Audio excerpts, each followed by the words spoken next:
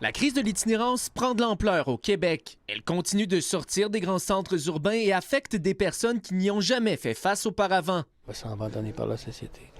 Oui, je me sens comme ça. Dans la Naudière, l'itinérance est de plus en plus visible. Ces dernières années, la ville de Joliette a dû démanteler des campements à quelques reprises. On voit encore quand même là, des campements qu'on démantèle aussi systématiquement. Nous, on les démantèle parce que ce sont des milieux insalubres. Puis au niveau de la sécurité aussi, ça peut causer des incendies. À l'aube de la saison froide, le maire se réjouit tout de même des nouvelles initiatives mises en place. On est quand même confiant et on est enthousiaste parce qu'il y a eu plusieurs initiatives. On a créé un comité justement pour travailler davantage ensemble, que ce soit la SQ, les travailleurs de rue, les différents organismes, le CIS aussi, qui est le maître d'œuvre de ce dossier-là. Michel, lui, 63 ans, a pu se tourner vers l'organisme La Hutte.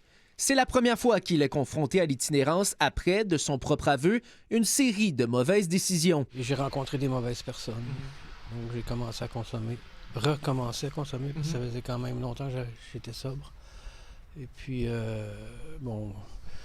de fil en aiguille, j'ai tout perdu. Même s'il se dit motivé à améliorer sa situation, il craint l'arrivée de l'hiver et des grands froids. Je me suis gelé les pieds avant aujourd'hui, là.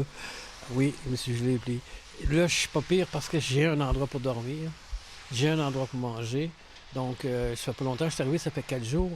Le cas de Michel est loin d'être unique. À Québec, l'an passé, 75 de la clientèle de l'organisme L'Aube-Rivière était de nouvelles personnes qui n'avaient jamais connu l'itinérance. Et en général, la demande ne fait que croître au cours des dernières années. À l'Aube-Rivière, les nombres de demandes explosent. D'année en année, il y a une augmentation de 7 à 15 des demandes. À Montréal, la nouvelle mairesse Soraya Martinez-Ferrada place la lutte à l'itinérance au sommet de sa liste de priorités.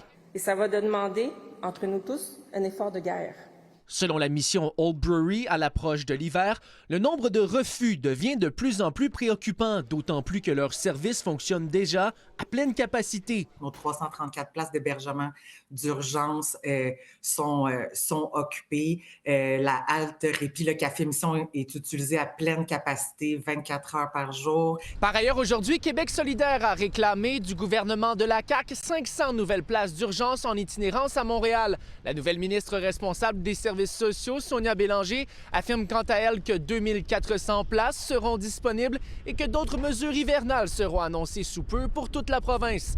Marc-Antoine Nouniez, TVA Nouvelles, Montréal.